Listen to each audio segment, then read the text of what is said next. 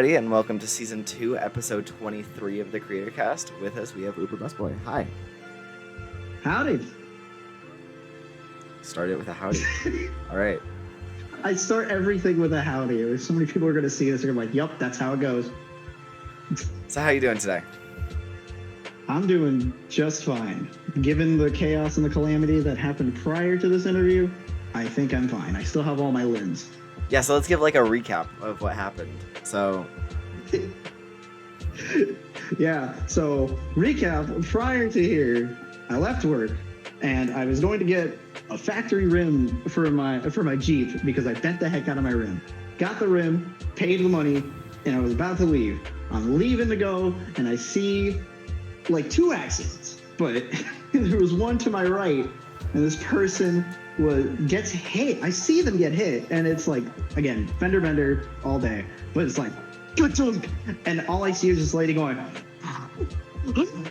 and then she gets out and starts yelling at the other lady, and I could clearly hear this innocent lady just like, I'm sorry, and then she's like, and then he's like, I'm sorry, and she pulls out her phone, takes a picture of the person driving, and then the damage. I feel like that says a lot about our society. Well, first off, I detest the fact that we live in a society. What? Sorry, that was a Legends of Evantris reference. It's a D&D, like a D&D style show, like Critical Role. Gotcha. Mm-hmm. So, I'm glad you're Starting okay. off on the right foot. Glad you got all four A1. limbs. Yeah, how are you? I'm pretty good. Yeah, I've had nowhere near as eventful of a day. It happens. Anywhere I go is an adventure. No, I spent all day just working on commissions and everything. I meant to ask, since the Doom helmet, and I may as well bring that up, have you seen more traffic to your commissions, or has it been like just kind of the same? Honestly, kind of the same. I got a ton like a week and a half ago because I put up a 50% off sale. 100%. That's usually how it goes. Yeah, because I needed money for a con. Which actually, this is the first episode I'm recording since I went to the con. But I ended up making like 300 something bucks. I wanted to pull the trigger on that so much, but I'm like, I have to pay rent. That's so fair. Well, if you ever feel up to it, there's a 30% off now, and that's going, I don't know until when, so... I will absolutely do that, because Basement actually made a Arthur Adams shell, and I got an Arthur Adams like suit commission from Real Heroes Design as far as the pattern. So eventually, I will get there. Fair. No, I'm having to branch out with a ton of stuff. I really haven't done a lot before now. Like, I'm working with 7 commissions right now. I have 7 face shells I have to finish. Which wouldn't usually be that big a deal. Except some of them, I have to do stuff that I've never done before. Or, I have done before, but just very little. Like, I do reflective lenses. The, like, mirrored stuff. Such a pain to work with. Do you try to make them fog free? Because I haven't done that. Apparently it's possible. I don't know how. How to make them permanently fog free? I have no clue. Anyway, continuing away from trade secrets, the aforementioned Doom helmet. Yeah, so if anybody watching has ever wanted to commission me for a helmet or a prop of some sort, here's an example of my work. I wish I had a lazy Susan just to spin this around. Yeah. I spent like a month on this or something, and I got it super shiny, super silver. Anybody who wants Iron Man helmets, hit me up. I'll also do light up eyes. Okay, you can still hear me? Yeah, but now it sounds awesome. Okay. Yes. Humble Monarch of Latveria recommends, wait, hold on, which username am I using? Is it Jade the Queen of Odd or Creator01? Let's stick with the Jade. It's jadethequeen.cause now. I changed it. I'll just stay Jade. The Hobbit Monarch of Latveria fully endorses Jade's commissions, as seen by this. Yeah. Dude, and it looks so good. It just looks so clean. Mm-hmm. And since I'm gonna push it like onto my face so you can actually see my eyes. This is kind of the result we're going for here. Yeah, that's crazy. And I have like pictures and everything of when I first printed it, and it was just a mess. Really? Oh my gosh, yeah.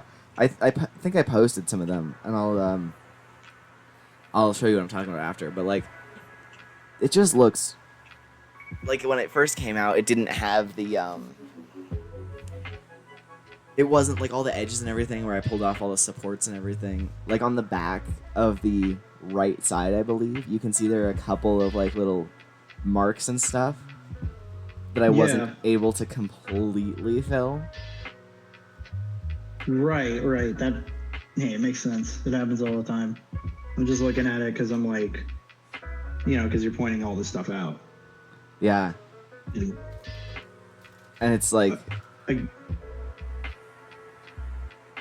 it was crazy though. So, I have my Raimi suit right here that I bought from a character. A cosplayer who calls himself Yeet Yourself Off a Cliff, who does patterns and things like that. He wears a print costume. This was his suit. Wait, sorry. What did you say? This was his suit. He does stuff for, like, his patterns are on print costume. I did not know that. Yeah, he's really cool, and he just recently started following me and apparently likes all my stories. It's kind of hilarious because I've been following him forever, and I bought this off of him. I want to say for about like $60 because he didn't finish it. And so, like, for example, it didn't have shoes in it. So you look right here, like, I took Walmart like dress shoes and put them in the suit, and you have like these rubber replacement treads. It was like the first time I did it. But I had a clear vision because the shoe looks like that. Yeah, wow. It's a really good installation. The reason, and also, thank you, I made these lenses like attached to the mask, and you can kind of see they have like a little bit of imperfections in there because this is craft foam and splatter screen mesh from like Walmart, like for cooking. And so there's 2 layers of it. This is the best visibility of any Spider-Man suit because the holes are so big. Huh. But even so, like you hold it up and it's like it has, like, there's a silkscreen logo there. It has that whole effect of like holding the suit in front of you, like in the Raimi movies. So like here's how kind of wrinkle. There's one thing I do have to ask about that suit. So it doesn't have a detached mask, does it? No, it does not. All right. How do you feel about that? Honest to God, again, aesthetically, it's great. I cannot wear this at a con. Yeah. I can wear it at birthday parties, which I do. I have worn it at birthday parties. And I don't notice anything. I'm not noticing the fact that I'm sweating so much in like 96-degree heat. But when I want that suit off, I want it off. Because the webbing, you can see like the print on my skin after I pop the suit off. Who was it that I think it was Ripple? Oh, Ripple. I don't know. I think it's Ripple. But I know who you're talking about. Yeah. He just posted a story the other day that he was doing. It wasn't a Raimi suit, but it was it was just a suit. In the meantime, until he got this muscle suit. Yeah. But he did puff paint webs, and they were just stuck to him. Like, not the actual webs, but he was able to take off the suit, and he had web marks all up his arm. That's the thing about it, is like if you're going to do a puff painted suit, you should have wiggle room to work with. That's the whole thing with that. And these are all trial and error things. Like, and also one thing I forgot to mention about the Raimi suit, because the reason why the webs are silver, and it seems to be controversial among Spider-Man fans, is because of early 2000s cameras. They tried black webbing. They wanted to do black webbing, but they couldn't because the black didn't show up against the red because the contrast was too high. That's fair. So they had, it was a circumstantial thing. But also, I prefer printed webs as far as my suits. Like, this is my Rivera. Oh, that's so clean. It's from the 7-piece. There's very subtle muscle shading in there. I can see it. Yeah, but like the logos are screen printed. Here's the back logo. Oh, nice. So you can see it, like, it's super dark, but it's like you printed on color fabrics. How did you get a 7-piece? I asked for it. I said, can you print the, because there's cosplayers who do it. I think there's an Italian Spider-Man cosplayer, Milano Spidey, I believe, or Spidey Milan. He showed off pictures from print costume, and I asked him, I was like, how'd you do it? And it's like, so I requested, he requested it, separate shirt, pants, boots, gloves, mask. And I said, I want to make a 7-piece suit, this, and this. And they can make it for you however they want. I think it costs like an extra $30, I want to say. But it's so worth it. Damn. Like, if you look at some of the shots, like, I think I wore it to Dragon Con 2023. And the belt goes a little higher, but that benefits so many people. Like, it benefits me. Like, because sometimes the belts can hug my love handles, and that makes me a little self-conscious there. No, I get that. I actually, I tried doing the glue shoe thing, but I ruined the boots. But the boot pattern was still on the pants. So I took these crummy Amazon shoes and just drew on them with a Sharpie. I'll have to look at some of your posts, see how that turned out.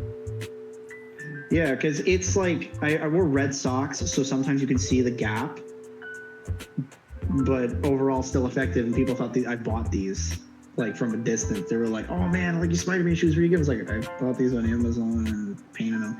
I will say, sacrificing function for form, because you can see, like, these are just really crummy treads. Yeah. It's like, I would like to not slip on wet concrete if I can help it. But yeah. Dude, that's crazy. That suit looks so good. The logos are perfect. Yeah, 100%. That was by Manderson Designs. That was his pattern. Yeah. Sorry, I'm just in like this angelic space right now. This happens every time. Good. I mean, look, if you want, I can open the blinds and make you feel better. That'd be fine. Nah, it's fine. I'm gonna say I'll fix it in post, but I won't fix it in post. I'm working on a fan series that I've been working on for like a year. But oh my gosh, it's a year. Oh my gosh. And in it, Peter and Felicia are together. Just because I don't know. I always feel like Gwen's always running off somewhere and dying. MJ's always getting kidnapped or freaking hating Peter for some reason. Or getting with freaking Paul. God, I hate Paul. God help us. That run is ending soon. Issue 52, I think. Yeah, but then the next one is the 8 Deaths of Spider-Man. I know. I love Joe Kelly. Joe Kelly is a great writer. He is. I'm not going to sit here and say I like how he writes Spider-Man. Joe Kelly is great for Deadpool. He's great for Superman because he wrote What's So Funny About Truth, Justice, and the American Way. Joe Kelly is a great writer, but just because you're a great writer doesn't mean you're a great Spider-Man writer. Mark Waid is one of the best writers in comics. He can't write Spider-Man. And see, okay, here's what I think it should be. What I think this little run should be, because it's only like 8 issues, right? It's not. It's a special. Yeah, exactly. I imagine Joe Kelly is staying on the book for as long as they can keep him. Yeah. But what I'm kind of thinking will happen is, or at least, sorry, it won't happen, but what I wish was happening is that they just sort of did like each issue as a different, like, condensed version of a different time that Peter has died. Because Peter has died like so many times. And so I wish they would kind of just do an event where it's like, oh, Craven's last... Oh, he didn't die in Craven's last time. We'll call that a technicality, because he thought he was dead. Yeah. But like, just keep doing the different times that he's died and everything, and put them all together. You could even throw Ultimatum in there. You can throw Ultimatum in there. You can throw. No. Sorry. He's immortal, so that doesn't work. That is so confounded. Like to rip the emotional palpability of Peter Parker's death in Ultimate Spider-Man for some whole "you and I are destined to do this forever" thing. Like, you changed the main character. You made someone else the main character, and the moment like we get to the point where people are just coming around him, you bring Peter back, and you make it clear as day how insufferable the original 1610 Peter Parker was.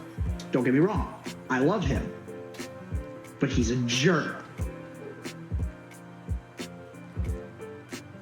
Here, okay. Speaking of Miles, let's actually, I have something I want to bring up to you that I've talked about with some friends for a while. But, okay, so the Maker went back in time and basically stopped a lot of the heroes from the Ultimate Universe from becoming heroes, from becoming the superheroes they were meant to be. Mm-hmm. And that's how he's controlling the world, basically. So, if he stopped that Spider-Man, if he stopped that Peter Parker from ever becoming Spider-Man, then what happens to Miles? Well, I think Miles just lives his life with his father, who's a cop, and his mom, who's a nurse. I think he just lives in Brooklyn and still helps out the community in some kind of way. It may not be through vigilantism. It might be through activism. It might be through, like, he might go the way of his dad and become a cop. He might go the way of his mom and become a nurse. Heck, he could go in the middle and become a paramedic. I'm not saying that just because I'm one. Well, yes, that's true. I have sort of more of a deeper question than that. Okay. The Miles that is currently occupying the main 616 universe is from the Ultimate Universe. That was the original 1610. Yes, but 1610 isn't around anymore. Or at least it's the Maker, according to Jonathan Hickman, the Maker and Miles are the only ones who remember it. So then Miles doesn't have a place in the Ultimate Universe. And with the timeline being changed, my theory is that if Miles ever returns to the Ultimate Universe, he would be erased from existence. Yeah, because he doesn't... Yeah, it makes perfect sense. He has no origin point that exists anymore, at least. Yeah. I know Bendis tried to bring back the 1610 Ultimate Universe a bunch, but as far as what Marvel editorial and canon is saying, yeah, it doesn't... It's gone, like it was at the end of Secret Wars. Yeah. And I've always just thought that was crazy, thinking about that, because it's like, you have this character who is just a main part of the continuity now. Everybody's kind of just accepted that. Well, most people have kind of just accepted that. And yeah, it's... But then, and his whole thing was that he came from this home, from a different universe. And now, if he 100%. Ever returned back there, gone. The other question is, how does Gwen's universe exist? Because if everything happened post Secret Wars and Battle World, all of the universes were put together when, this guy was God for a minute. And then Reed Richards, Susan Storm, Franklin Richards, and Owen Reese, the Molecule Man, they're like, we're just gonna remake the multiverse because we're cool like that. But that hasn't been established. So, at least according to Jonathan Hickman, the way continuity is right now, 1610 doesn't exist. Yeah. And it's crazy. And, well, one thing I've heard is that, didn't the Maker, go to Miles and be like, you can come with me? Like, you can go home? He did. Yeah, you can go home, in quotes. But Miles literally said, nah, I'm going to do my own thing. Because his mom is here. Because Owen Reese, the Molecule Man, because in the original Ultimate Universe, Miles' mom was dead. Because Miles gave Owen Reese, the Molecule Man, a cheeseburger that had been sitting in his costume for 3 weeks, Owen Reese brought his mom back. So his mom and dad are effectively the ones from 1610 brought here. Yeah. There's nothing for him to go back to. There's no one. He's plus. How long has he been here? When was Secret Wars? Like 2015. I was gonna say 2016. So yeah. So yeah, that's like almost 9. That's almost 10 years. Leave him here. Leave him be. It's fine. It's Like, fine. could I you- mean, he gave him the choice. Yeah, could you imagine if you got transported to an alternate universe and lived there for a decade, and then all of a sudden somebody was like, "Hey, you want to go back?" Yeah. Ooh, actually, Like, why would you? that establishes a really interesting ethical dilemma. Mhm. Sorry, I'm an ethics person. That's like my You kind of have to be like yeah. philosophy.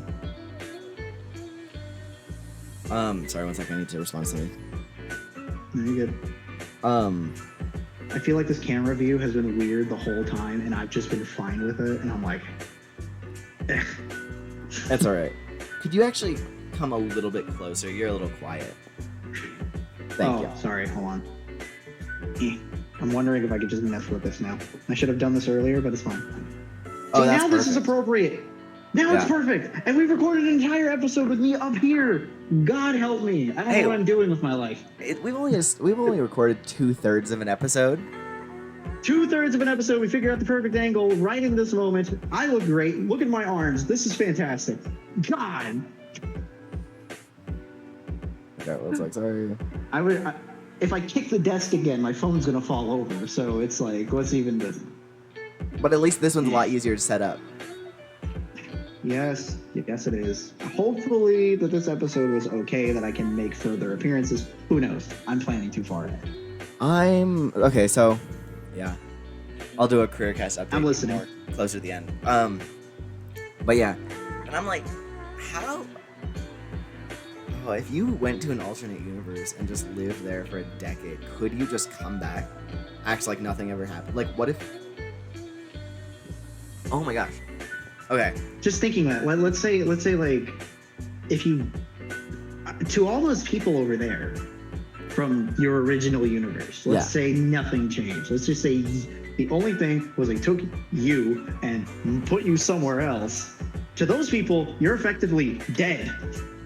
Like, you don't exist. You died. Yeah, you'd have to come back to a gravestone probably. You would be effectively dead. But then let me alter this query a little bit. What if you came right back to the exact point that you left? You still lived a decade in an alternate universe, but you came back to the exact moment. You'd have to go to a lot of therapy because you'd be a fundamentally different person. I don't think you could. I don't think you could do that. Because there's no like, that is beyond the capability of an actual therapist, because that doesn't exist within the realms of time and space. So you just sound like a crazy person. And it's like, I lived a whole 10 years. Like, I was 26 when I left, but now I'm 36 in my brain, but I'm in a 26-year-old's body, and I'm mad about it. Or like, could you imagine if you, while you were here, like in your main universe, you were like, you had a girlfriend or like a fiance or something, and then you go to this alternate universe for 10 years, and after a little bit you get lonely, and like you end up finding companionship, and let's say you get with somebody there and you're together for 8 years, you're married, have kids or whatever, and then you come back here to that person that you don't love anymore, or that you do love, but it's not the same anymore. Yeah, because you're not the same person. Like, part of love is a complicated thing. When you grow with a person, you have experiences and all that stuff is tied to it. So part of love is growing together, and you're fundamentally stagnant because like the person you come back to is at this point that you already departed from. Let's say like 10 years of your life passed, but 1 minute passed for them. To them, you should be the same person, but you're not. And there's like life experience that you two will never have. That's like the weird thing about superhero relationships, right? Is like one of the biggest things about relationships is like life experience. Like if you're able to quote something from somebody from somewhere and they get it or at least find it funny, you have shared life experience. Even if you never met until that moment, you have shared life experience. That's why SpongeBob quotes are everywhere, because that is like Zoomer millennial shared life experience. Yeah. And so you think like that. There's 10 years gone. You don't know what was a meme in that other universe that you can't say over here? Like, if a meme in that other universe was like, Dr. Seuss's limited edition flugelhorn, and you make that joke here, nobody understands what you're talking about. It's not like an age gap thing. There's just life experience that doesn't exist for other people that you had. Ready? I'm about to throw another wrench in. This is an interesting conversation, though. I haven't had something like this on the Creatorcast yet, but I'm about to throw a wrench. Miles, but it brings it. Okay, go ahead. I'm about to throw a wrench further into this. What if you left your home dimension, right? And you were with this person, and you go to this new dimension, and what's your immediate first thought? Like when you get there and you realize that everything's different is, I have to find this person.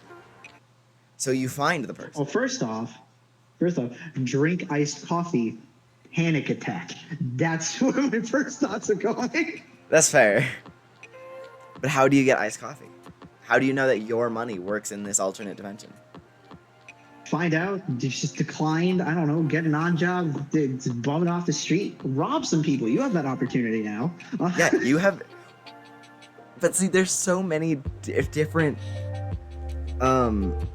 different pieces that all add so many variables, because like if there's so wait, let me go back to my first thought. If you look for this person, like this person that you were in love with, and you find them and somehow you end up like talking with them and you create a whole relationship with this version, and like I said, you get married, blah blah blah, whatever, spend years together, and then you go back to an alternate universe with an alternate version of that person.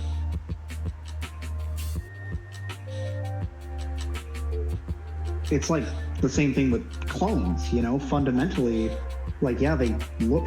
Did I just run over my glove? Hold on a second. Sorry. One of my gloves was under my chair. You're all good. Fundamentally, they are different people, different shared life experiences and stuff like that.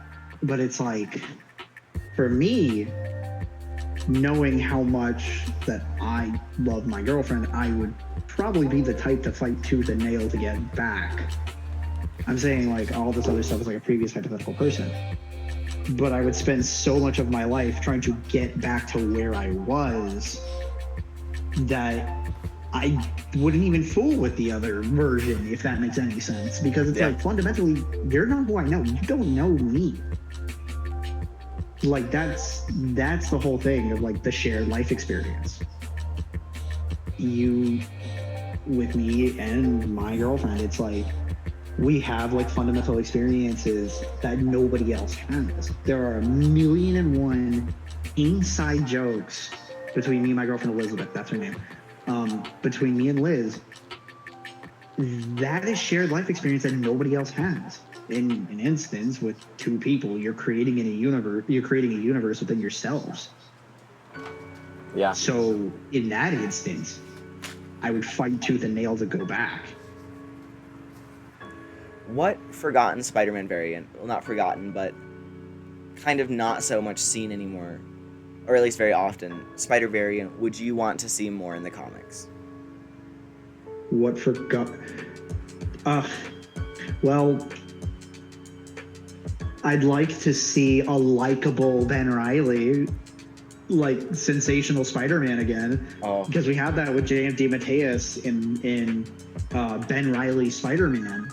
That was happening during Beyond those 10 issues. It's like Matteis never stopped writing Ben Reilly. Just let that be an ongoing. Just let that be an ongoing. It doesn't have to be canon. Just make it firmly in the 90s, and just let DeMatteis write Ben Riley the Lost Years or something. Yeah, we don't need Chasm anymore though. I like the idea of Ben having a symbiote. I think that could be a great idea. It fits his character. But Chasm, Yeah, the moment, for one thing, you jumped the shark when you brought Ben back as the Jackal the first time. You brought him back, and then it's like, I was evil because the Jackal brought me to life and killed me a bunch of times. And then he started wearing an Anubis mask. Anubis is not a jackal, he's a dog. So there's that. And then he was gone. Then he was Scarlet Spider. And then he was in Vegas and robbing people. And then he became Spider-Man. And it was like, oh, we're getting a Ben Riley redemption arc. We're moving on from this. Maybe Ben and Peter could be reunite as brothers or whatever. Chasm. Because I don't know what's the harm in having Ben Riley go to Oregon like Peter did in the Clone Saga. You just put him over there. Make him a West Coast Spider-Man. Put him in California with Eddie Brock or something. we already have West Coast Avengers. Yeah, I mean, that's not really a thing anymore because Scarlet Witch decided to, have a mental breakdown about her kids, but yeah. Yeah, you're right. I'm all right. sorry. You're all good. All right, and the final question for this interview. Gio, I also realized I never introduced you as that, but yeah. What is your favorite restaurant? Favorite? See, that's so hard because my heart says my own kitchen because I do love to cook.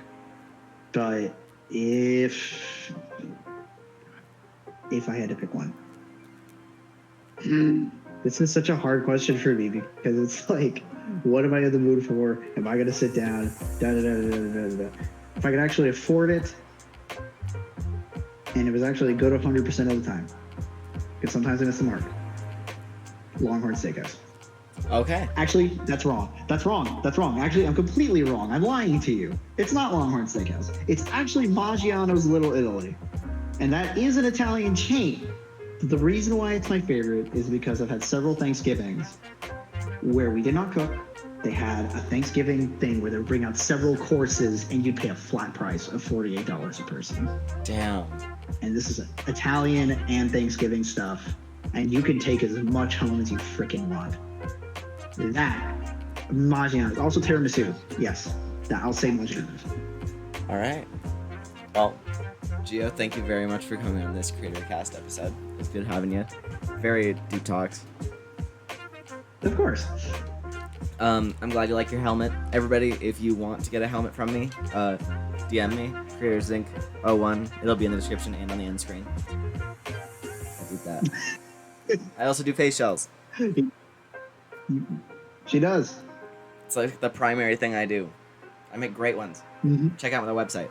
I don't have any to display, otherwise I would. I have 5 up here, but I don't want. Hey, you see this one? I made that. Yes, you did. But yeah. All right, everybody, thank you very much for watching. Gio, do you have anything you would like to plug? I'm on Instagram at UberBusBoy. That's literally all I am doing as far as my cosplay stuff. I do post cosplays, art, personal stuff, that sort of deal. Very, very small, I post when I want to. That's kind of just the long and short of it. But I will say, as far as being a part of this community, I'm glad to be here, and I hope to be here for a good long time. Awesome. Well, Gio, thank you very much for coming on. Everybody watching, thank you very much for watching. If you've made it to the end, much appreciated. Make sure you're subscribed and following the socials. Check out the commissions. Also check out the website, linked below. I've been updating it recently and nobody's been checking it out. Anyway, the cosplay of this. You should. Yes, I agree. You should. But the cosplay of this week is by spydor.jpg. I took all these photos. I'm also doing photography commissions in Colorado. Boom. More self-promotion. But I took all these photos. They were from Fan Expo Denver. But look at his suit. Okay. It's so I've good. seen it. They are fantastic. Oh. The suit, like, it just, he has the 3D printed logo. He did all the puff painting himself, all the sewing. And it just looks impeccable. Perfect It for is an Anya. absolutely fantastic suit. And I will say, he's looking at changing the lenses. He asked us, like, oh, what do you guys think of these? I personally think the design he's flirting with fits his current design a lot better, truthfully, because I'm always of the opinion that if you're going for the Ramita Ditko logos, go for the sort of more classic shaped eyes. And I kind of like that. Yeah. But, alright, everybody, thank you very much for watching. And I hope that Thank you for having me. I forgot to say that. Yeah, of course. Yeah, thank you all for watching, and I hope you all have a great day.